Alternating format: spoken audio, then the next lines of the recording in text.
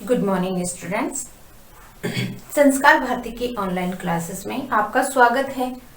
देखो, जैसा कि मानव भूगोल के अंदर कल अपना जो टॉपिक था उसमें मानव भूगोल की अपनी शाखाएं अपन ने पढ़ ली। मानव भूगोल के मूलभूत तथ्य हैं वो अपन ने चर्चा कर लिए।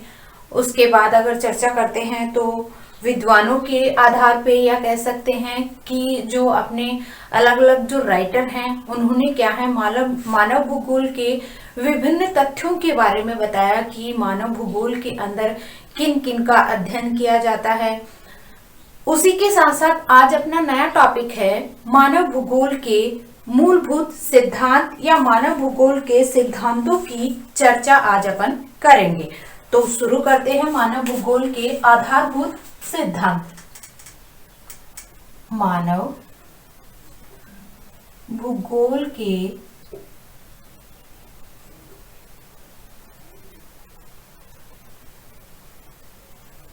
आधारभूत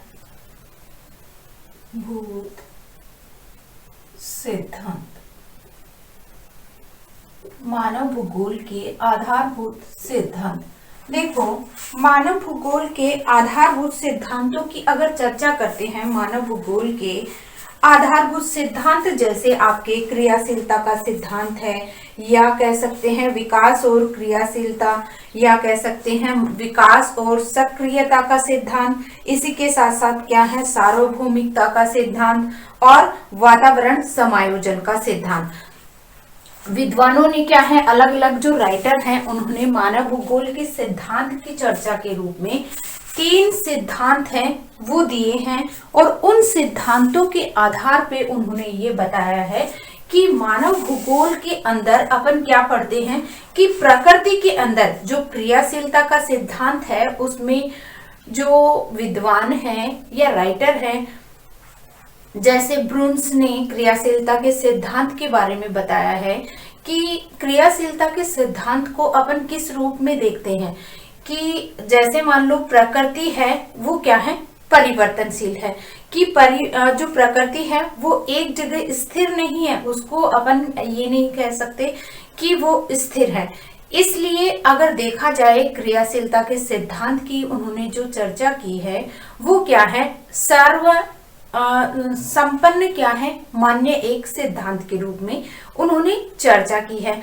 जैसे अगर नॉर्मली अपन उदाहरण के रूप में देखते हैं कि प्रकृति के अंदर चाहे जीव जंतु हो, चाहे पेड़ पौधे हो, चाहे कोई भी जड़ चेतन कोई भी वस्तु हो, उसके अंदर धीरे धीरे क्या होता है परिवर्तन होता है। और यही परिवर्तन क्या है प्रकृति का जो परिवर्तन प्रकृति का नियम है वो कहलाता है। तो इस तरीके से मानव भूगोल के अंदर क्या है अनेक प्रकार के सिद्धांतों की चर्चा की गई।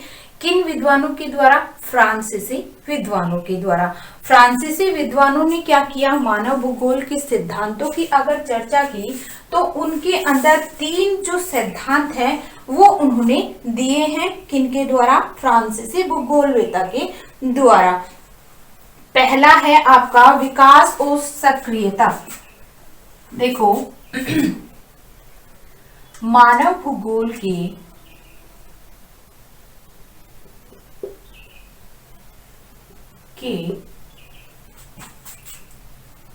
मुख्यतया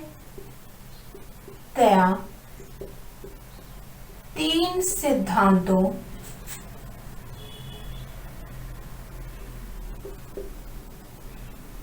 की व्याख्या की गई। 3 सिद्धांतों की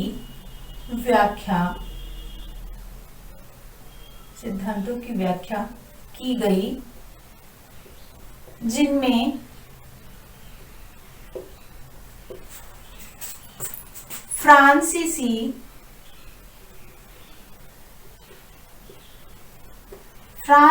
भूगोलवेताओं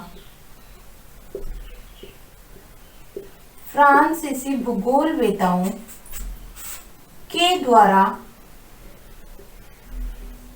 द्वारा इन सिद्धांतों को इन सिद्धांतों को समझाया गया। ठीक है, कौन से सिद्धांत? सबसे पहला सिद्धांत है क्रियाशीलता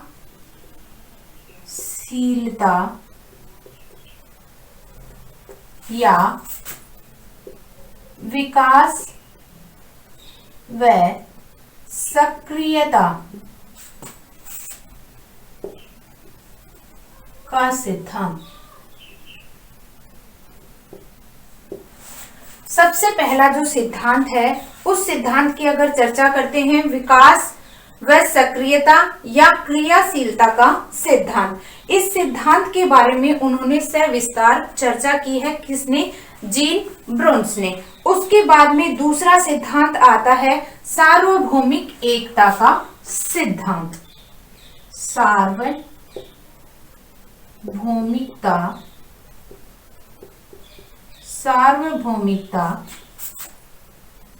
का सार्वभौमिक एकता का सिद्धांत।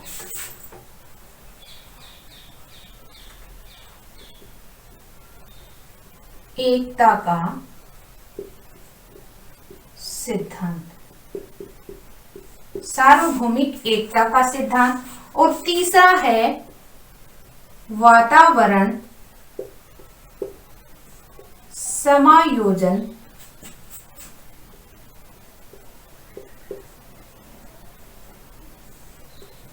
का सिद्धांत। वातावरण समायोजन का सिद्धांत।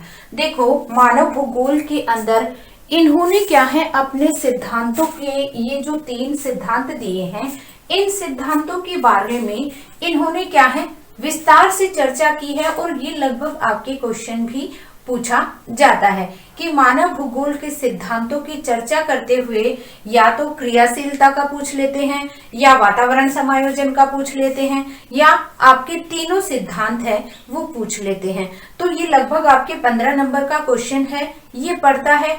इस जो फर्स्ट यूनिट है उसके अंदर लगभग आपके क्या है, या तो मानव भूगोल का अर्थ है, क्षेत्र है, प्रकृति है, इनके बारे में पूछते हैं, या दूसरा आपका आता है मानव भूगोल के सिद्धांतों की चर्चा किस प्रकार से की गई है, या मानव भूगोल के मूलभूत सिद्धांतों की सविस्तार चर्चा कीजिए। तो इस तरीके से आपके बड़ा जो क्वेश्चन आता है 15 नंबर का, वो आपका इनमें से एक क्वेश्चन लगभग आता है। तो आप अगर अपन इसके अंदर सिद्धांतों की चर्चा करते हैं तो ये क्या है, फ्रांसीसी, लगभग आपके क्या है, फ्रांसीसी भूगोलवेताओं के द्वारा ही क्या है, इन तीनों सिद्धांतों को समझाया गया है। तो सबसे पहला सिद्धांत अपन उठाते हैं क्रियाशीलता का सिद्धांत। देखो, क्रियाशीलता के सिद्धांत की अगर अपन चर्चा करते हैं, क्रियाशीलता के सिद्धांत के बारे में अगर अपन पढ़ते हैं, तो सबसे पहले क्रियाशीलता के सिद्धांत का नियम है परिवर्तन प्रकृति का नियम है। परिवर्तन प्रकृति का नियम है।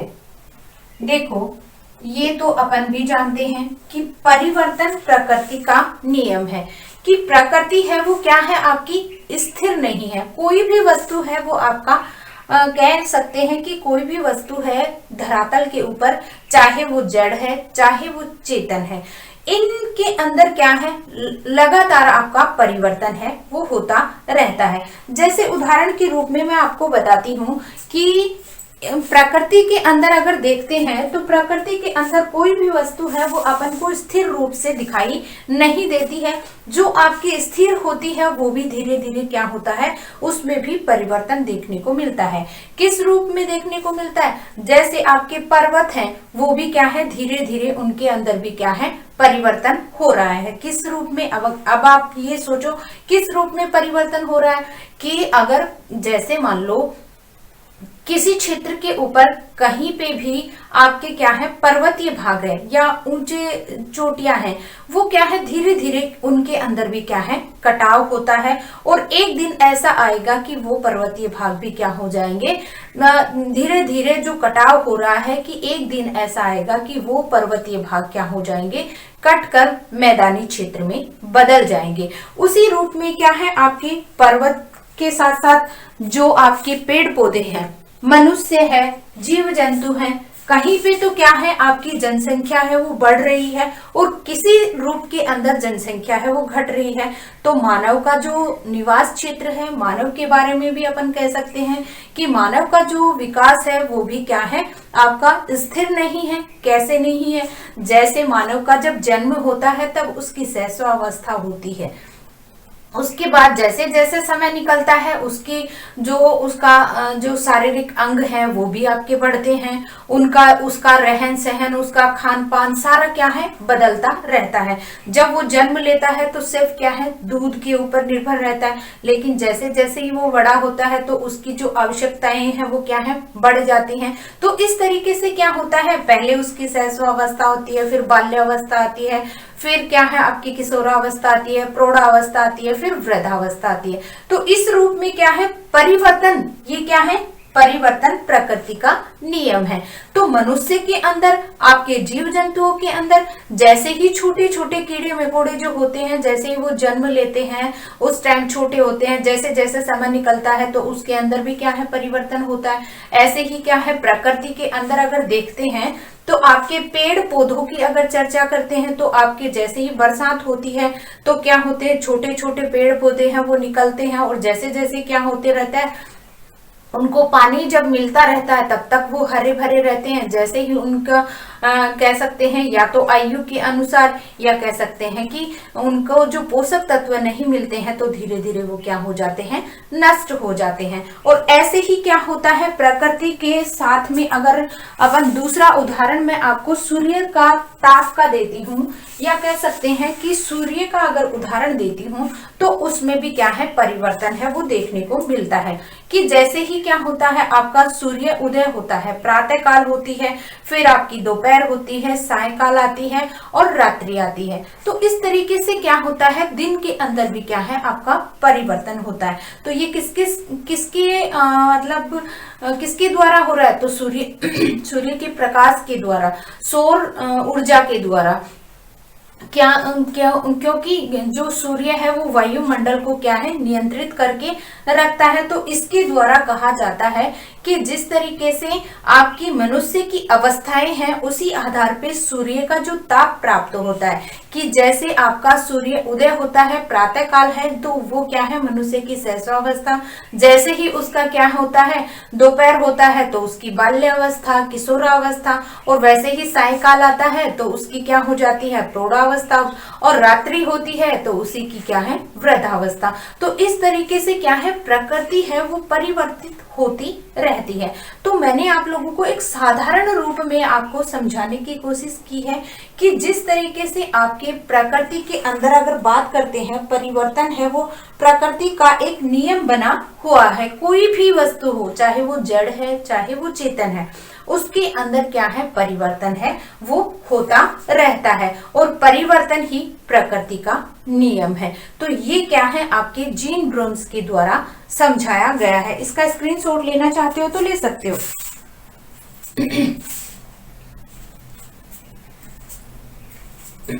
उसके बाद अगर क्रियाशीलता के सिद्धांत की अगर चर्चा करते हैं तो परिवर्तन है वो प्रकृति का नियम है, जिस आधार पे मैंने आपको बताया है कि समुद्र पर्वतों के बारे में बताया, वैसे ही क्या है समुद्री भाग के अंदर होता है कि समुद्री भाग के अंदर क्या होता है आपका जो जल का स्तर है वो कम या ज्यादा है वो होता रहता है। उसी आधार पे क्या है आपके सर्दी गर्मी है वो धरातल के ऊपर, जब जैसे मान लो आपका कभी अगर जो चट्टानों का टूटना है कि जैसे आपकी कोई भी एक चट्टान है, ठीक है, और वो चट्टान है किसी क्षेत्र के अंदर किसी धरातल के ऊपर पड़ी हुई है, तो दिन और रात्रि का जो समय है, या कह सकते हैं कि सूर्य का जो ताप होता है, कि दिन के अंदर सूर्य का ताप जब प्राप्त होता है तो चट्टानें क्या होती है, धीरे धीरे फैलने लग जाती है। और जैसे ही आपका सायंकाल आता है, रात्रि का समय होता है, तो धीरे धीरे क्या होने लग जाती है, वो सिकुड़ने लग जाती है। तो इस तरीके से फैलाव और सिकुड़ने की स्थिति क्या हो जाती है आपकी, रोज अगर ये स्थिति होगी तो एक दिन ऐसा आएगा कि इन चट्टानों के बीच में क्या पड़ जाती हैं, दरारें पड़ जाती हैं। और ये दरारें अगर पड़ती हैं तो धीरे धीरे, जैसे ही मान लो किसी दिन बरसात हो गई तो दरारों के अंदर अगर पानी है वो रिस कर जाएगा, तो ये चट्टानें क्या होगी, एक दिन टूट कर क्या होने लग जाएगी, बिखर जाती है इस तरीके से। तो ये किसके कारण हो रहा है, सूर्य के प्रकाश के द्वारा या सूर्य ताप के द्वारा। तो आपकी सौरिक जो शक्ति है वो भी क्या है, परिवर्तन का एक कारण मानी गई है।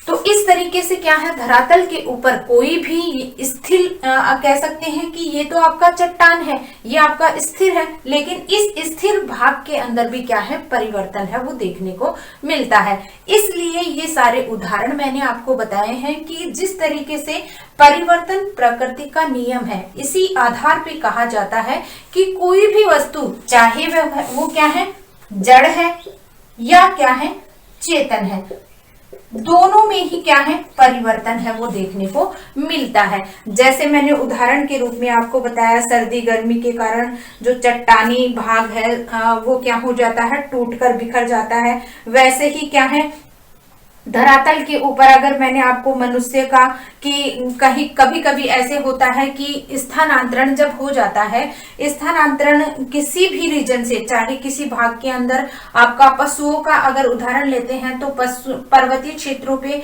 जैसे ही सर्दी स्टार्ट होती है तो पर्वतीय क्षेत्र के आसपास जो लोग रहते हैं वो क्या है, घाटी वाले क्षेत्र के अंदर आ जाते हैं, नीचे आ जाते हैं ज्यादा ठंड होने की वजह से। तो वो क्या होते हैं, स्थानांतरण की वजह से उनकी जातियों के अंदर भी क्या है, परिवर्तन है वो देखने को मिलता है। तो इस तरीके से क्या है, परिवर्तन है वो लगातार होता रहता है और उनकी संख्या के अंदर भी क्या है, बदलाव होता जाता है। और इसी प्रकार क्या है, मनुष्य के अंदर भी क्या है, परिवर्तन है वो देखने को मिलता है। किस रूप में, कहीं पे तो क्या है, जनसंख्या है वो जन्म दर अगर बढ़ रही है तो किसी क्षेत्र के अंदर, किसी स्थान के अंदर क्या है, जनसंख्या वृद्धि हो रही है, और दूसरी तरफ क्या है, आपकी जनसंख्या है वो घट भी रही है, कि किसी स्थान पे क्या है, जन्म दर हो रही है और कहीं पे क्या है, मृत्यु दर हो रही है। तो मनुष्य की जो जाति प्रजाति के अंदर भी क्या है, आपका परिवर्तन है वो देखने को मिलता है। तो इसी आधार पे क्या है, जो क्रियाशीलता का सिद्धांत है उसके बारे में जीन ब्रून्स ने कहा है परिवर्तनशील सिद्धांत के बारे में, कि हमारे चारों तरफ जितनी भी वस्तुएं हैं वो क्या है, परिवर्तनशील है। प्रत्येक वस्तु या तो क्या है, बढ़ रही है और या क्या है, घट रही है। वास्तव में कुछ भी क्या है, स्थायी नहीं है, क्योंकि भूगोल के भौतिक और मानवीय तथ्य क्या है, निरंतर परिवर्तनशील है। अतः इस दृष्टि से उनका अध्ययन किया जाना चाहिए। देखो, जीन ब्रून्स ने क्रियाशीलता के सिद्धांत के बारे में बताया है कि जिस तरीके से परिवर्तन प्रकृति का नियम है, उसी आधार पे उन्होंने कहा है कि कोई भी वस्तु है, अपने चारों ओर जितनी भी वस्तुएं हैं वो क्या है, आपकी परिवर्तनशील है। उनमें क्या है, परिवर्तन चाहे वो धीरे होता हो, चाहे क्या है, तीव्र गति से होता हो। जैसे आपकी जो तीव्र गति से परिवर्तन होने वाली, जैसे भूकंप का आना है, ज्वालामुखी का फटना है, आपकी बाढ़ का आना है और अचानक तूफान का आना है, तो ये क्या है, आपकी अचानक होने वाली घटनाएं हैं। दूसरी क्या है, आपकी दूसरी शक्तियां हैं आपकी जो पर्वत निर्माणकारी शक्तियां हैं, जिनका क्या है, धीरे धीरे क्या होता है, उनमें परिवर्तन होता है। जैसे क्या है, पर्वत का निर्माण होना है, तो ऐसे नहीं है, अपन को वो चीज दिखाई नहीं देती है कि पर्वत है वो बढ़ रहे हैं या पर्वत है वो घट रहे हैं। उनका बहुत समय बाद में पता चलता है कि ये क्या है, इसके अंदर घटना या बढ़ने की स्थिति भी हो रही है। तो इस तरीके से क्या है, परिवर्तन है वो क्या है, जीन ब्रून्स ने कहा है कि अपने चारों तरफ जितनी भी वस्तुएं हैं वो क्या है, आपकी स्थिर नहीं है, उनमें लगातार क्या है, परिवर्तन हो रहा है। चाहे तो वो क्या है, बढ़ रही है और चाहे क्या है, वो घट रही है। तो इस तरीके से क्या है, हर चीज के अंदर क्या है, कमी आती जा रही है और कोई भी वस्तु आपकी स्थिर नहीं है, स्थायी नहीं है। इसके अंदर चाहे वो भौतिक हो चाहे मानवीय हो, दोनों के अंदर क्या है, परिवर्तन है वो देखने को मिलता है। तो बात कर लेते हैं जीन ब्रून्स की अनुसार। जीन ब्रून्स ने क्या कहा है,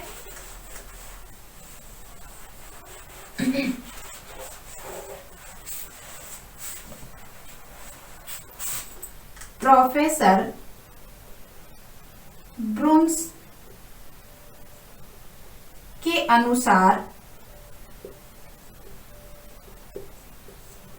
प्रोफेसर ब्रून्स के अनुसार हमारे चारों तरफ जितनी भी वस्तुएं हैं, चारों तरफ जितनी भी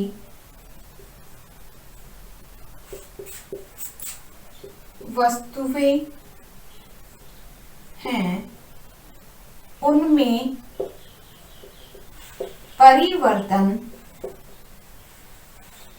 होता रहता। ये परिभाषा याद कर लेना जिससे आप लोगों को ये समझ में आ सके। उनमें परिवर्तन होता रहता है, प्रत्येक वस्तु या तो बढ़ रही है, प्रत्येक वस्तु या तो बढ़ रही है या घट रही है। बढ़ रही है, घट रही है या उसका ह्रास हो रहा है या उसका ह्रास हो रहा है। ह्रास हो रहा है, वास्तव में कुछ भी स्थायी नहीं है, वास्तव में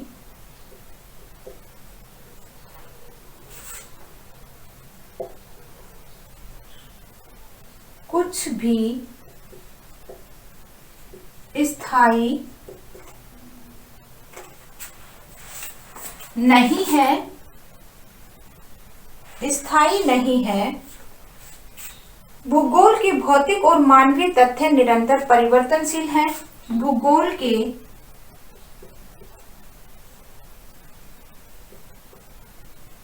भौतिक व मानवीय तथ्य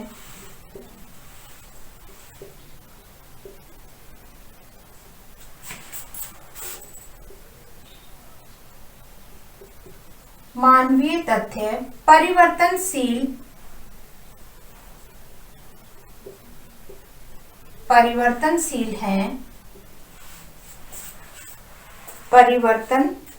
हैं, अतः इस दृष्टि से उनका अध्ययन किया जाना चाहिए।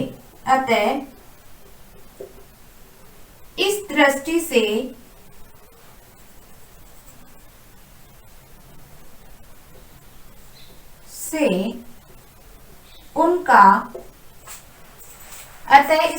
से उनका अध्ययन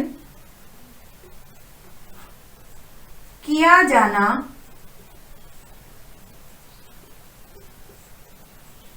चाहिए। ये क्या है, आपका क्रियाशीलता के सिद्धांत के बारे में क्या कहा है प्रोफेसर जीन ब्रून्स ने। देखो इसका स्क्रीनशॉट ले लो पहले तो।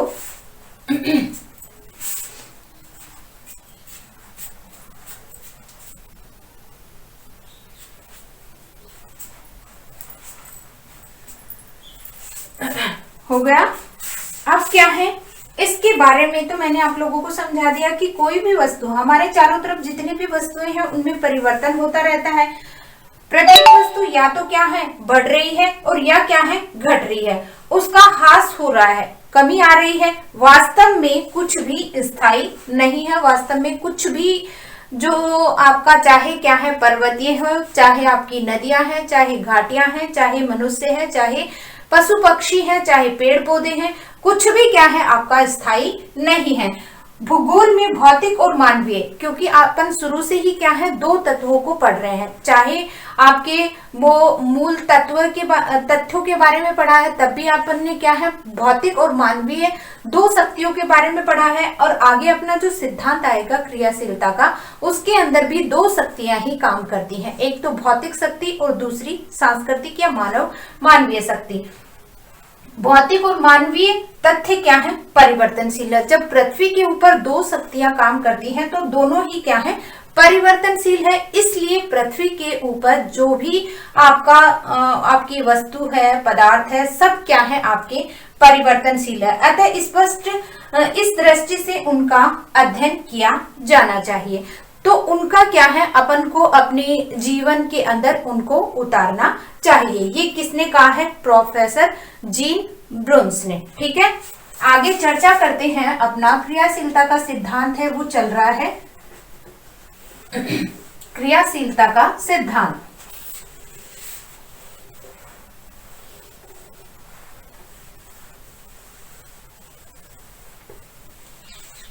देखो, क्रियाशीलता के सिद्धांत के बारे में मुख्य रूप से दो शक्तियां हैं वो कार्यशील मानी गई हैं। दोनों शक्तियों के बारे में अगर चर्चा करते हैं तो परिवर्तन है वो क्या है, दो श्रेणियों के अंदर ही बांटा है। किसने, प्रोफेसर जीन ब्रून्स ने।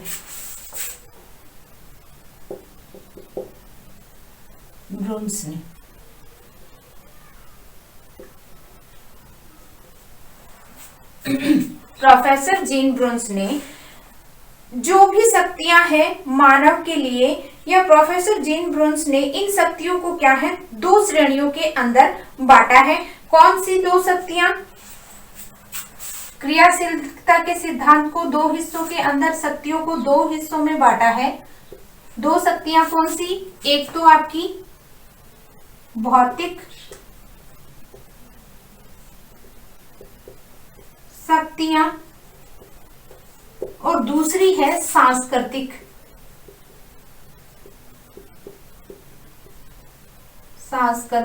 शक्तियां। ठीक है,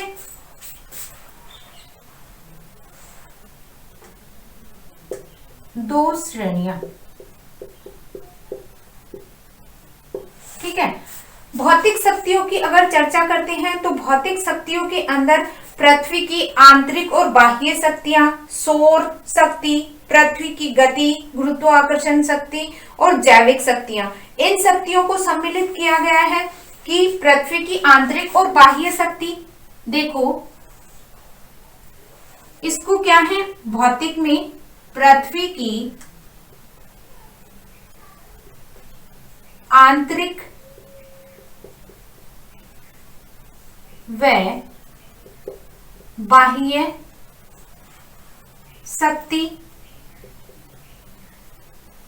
शक्तियां। पृथ्वी की गतियां, सौर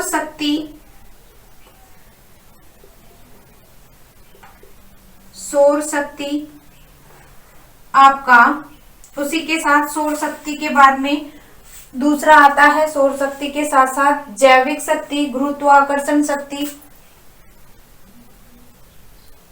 जैविक शक्ति, गुरुत्वाकर्षण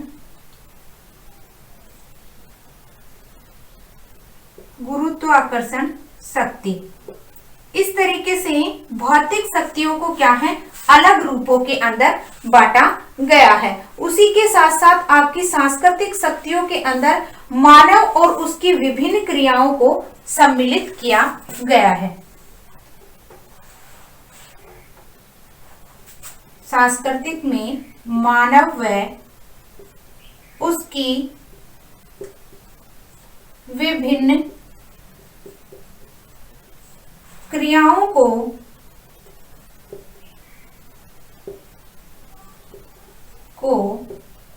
शामिल किया गया है। तो मुख्य रूप से अगर क्रियाशीलता या विकास व सक्रियता तक के सिद्धांत की अगर चर्चा करते हैं तो जीन ब्रून्स ने क्रियाशीलता की श्रेणी को दो भागों के अंदर दो श्रेणियों में बांटा है। दो श्रेणियां या दो शक्तियों के अंदर विभाजित किया है। पहली आपकी भौतिक शक्ति और दूसरा आपकी सांस्कृतिक शक्ति। भौतिक शक्ति की अगर बात करते हैं तो भौतिक शक्ति में पृथ्वी की आंतरिक और बाह्य शक्ति कि पृथ्वी के ऊपर जो शक्तियां काम करती हैं कि पृथ्वी के अंदर से जैसे भूकंप का आना है या ज्वालामुखी का फटना है, तो ये क्या है आपकी आंतरिक शक्ति है। और बाह्य शक्ति की बात करते हैं तो बाह्य शक्तियों के रूप में जैसे आपका बाढ़ का आना है या आपके पर्वत का निर्माण होना है, पर्वत का जो पर्वत धीरे धीरे जो कटाव हो रहा है वो है, या कह सकते हैं कि हिमानी या नदियों के द्वारा या हवा के द्वारा जो स्थलाकृतियों का निर्माण होता है वो क्या है आपकी बाह्य शक्तियों के रूप में माना जाता है। तो पृथ्वी के ऊपर क्या है आपकी दो शक्तियां हैं वो कार्यरत हैं, पृथ्वी की आंतरिक शक्ति और पृथ्वी के ऊपर जो आपकी नदी, हिमानी, जल या पवन के द्वारा जो स्थलाकृतियों का निर्माण होता है या कटाव होता है। जो आपके पर्वतीय क्षेत्र होते हैं वो धीरे धीरे कट कर क्या हो जाते हैं मैदानी क्षेत्र होते हैं, और जो मैदानी क्षेत्र होते हैं वो धीरे धीरे उनके अंदर बढ़ाव होने के कारण वो क्या है पर्वत है, पठार है। समुद्र भाग के अंदर लगातार अगर नदियों का जो मलबा होता है पानी के साथ जाकर क्या होता है धीरे धीरे वो क्या है एक द्वीप का निर्माण कर देता है, पर्वतों का निर्माण कर देता है। तो इस तरीके से क्या है ये बाह्य शक्तियों के रूप के अंदर आपकी भौतिक शक्तियां है कार्य करती हैं। उसी के साथ साथ आपकी पृथ्वी की गतियां, पृथ्वी की गति के बारे में देखो, इसको विस्तार से मैं आपको आगे समझाऊंगी। पृथ्वी की गतियों के बारे में कि पृथ्वी जब अपने कक्ष पर घूमती है या कह सकते हैं कि अपने कक्ष पर जब घूमती है तो दिन रात का बनना है या गतियों का होना है, जो दैनिक गति है, वार्षिक गति है, और आपका जैसे सूर्य का जो ताप होता है, सुबह आपका सूर्य उदय है, फिर दोपहर है, सायंकाल है। तो इस तरीके से क्या है ये पृथ्वी की गति के कारण होता है। उसी के साथ साथ क्या है सौर शक्ति है, यानी कि सूर्य के कारण क्या है अनेक प्रकार की जो घटनाएं पृथ्वी के ऊपर होती हैं वो क्या है सौर शक्ति के द्वारा की जाती हैं। जैविक के अंदर आपके जितने भी पेड़ पौधे हैं, मनुष्य है, जीव जंतु है, इनके द्वारा भी क्या है पृथ्वी के ऊपर परिवर्तन है देखने को मिलता है। और गुरुत्व आकर्षण शक्ति ये भी क्या है आपके प्रभावित करती है, क्योंकि पृथ्वी के लिए कहा जाता है कि कोई भी वस्तु होती है वो क्या है पृथ्वी अपनी ओर आकर्षित करती है। जैसे मान लो बरसात होती है तो धरातल के ऊपर जो बरसात की बूंदे आकर का गिरना, तो ये क्या है एक उदाहरण के रूप में मैंने आपको समझाया। दूसरा क्या है सांस्कृतिक शक्तियां।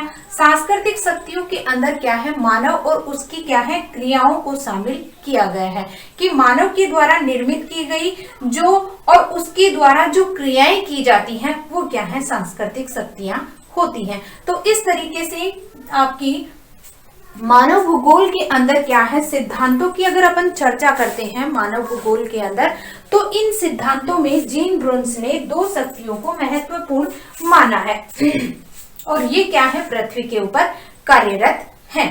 इसका स्क्रीनशॉट लेना चाहते हो तो ले सकते हो।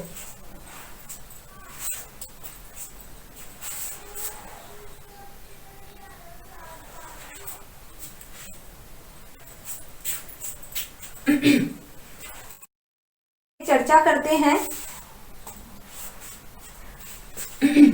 इसका विस्तार से अगर चर्चा करते हैं तो पहली आपकी भौतिक शक्ति। इसके अंदर भौतिक शक्तियों में क्रियाशीलता का सिद्धांत अपना चल रहा है जीन ब्रून्स के अनुसार। सबसे पहला उठाएंगे भौतिक शक्तियों में भौतिक शक्तियां, जिनमें पहला है आपका सौरिक शक्ति। देखो सबसे पहले मैं आपको बता देती हूँ कि पृथ्वी की आंतरिक शक्ति है वो दो भागों में बांटी गई है। पृथ्वी की आंतरिक व बाह्य शक्ति, आंतरिक और बाह्य शक्तियों को क्या है दो हिस्सों में बांटा गया है। दो हिस्से कौन कौन से पृथ्वी की, जैसे पृथ्वी की आंतरिक शक्तियों के अंदर तो क्या है आपकी पृथ्वी की आंतरिक शक्तियां, पहले आंतरिक शक्तियां देख लेते हैं। पृथ्वी की आंतरिक शक्तियां दो हिस्सों के अंदर बांटी गई हैं। दो शक्तियां कौन सी पृथ्वी की आंतरिक शक्ति में, एक तो क्या है धीरे धीरे जिसका निर्माण होता है पर्वत निर्माणकारी शक्तियां, पर्वत निर्माणकारी शक्तियां, इनका क्या है धीरे धीरे विकास होता है, धीरे धीरे विकास, पर्वत निर्माणकारी शक्ति। दूसरा क्या है पर्वत निर्माणकारी शक्ति के अंदर, दूसरा है आपका विवर्तनिक शक्तियां।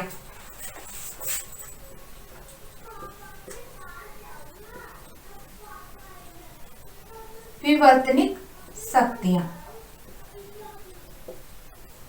विवर्तनिक शक्तियां जिनमें अचानक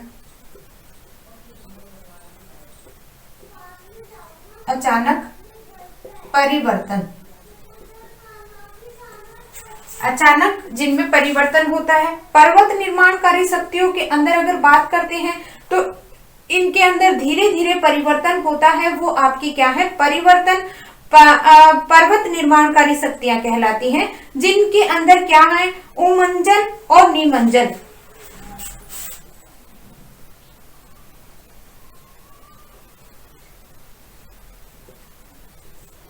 या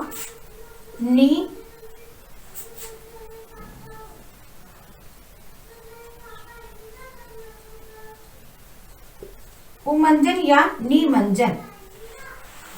इसके अंदर उमंजन और निमंजन के अंदर क्या होता है आपकी धीरे धीरे शक्तियां हैं वो कार्यरत होती हैं, और अचानक जिनके अंदर क्या होता है परिवर्तन होता है वो क्या है जैसे आपकी विवर्तनिक शक्तियां कहलाती हैं, जैसे आपकी भूकंप है, ज्वालामुखी है, जैसे भूकंप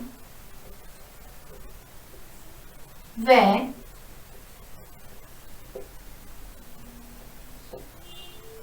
भूकंप, ज्वालामुखी, भूकंप और ज्वालामुखी ये क्या होती है आपकी अचानक घटित घटने वाली घटनाएं होती हैं, जिनके अंदर जैसे बाढ़ का आना है वो भी क्या है इसके अंदर शामिल किया जाता है। और बाह्य शक्तियों की अगर बात करते हैं तो आपकी क्या है बाह्य शक्तियां, आपकी दूसरी बाह्य शक्तियों के रूप में अपर्दन का चक्र, अपर्दन चक्र है वो बाह्य सूर्य की बाह्य शक्तियां। दूसरा है सूर्य की बाह्य शक्तियां, सूर्य की बाह्य शक्तियां। बाह्य शक्तियों की अगर बात करते हैं तो बाह्य शक्तियों में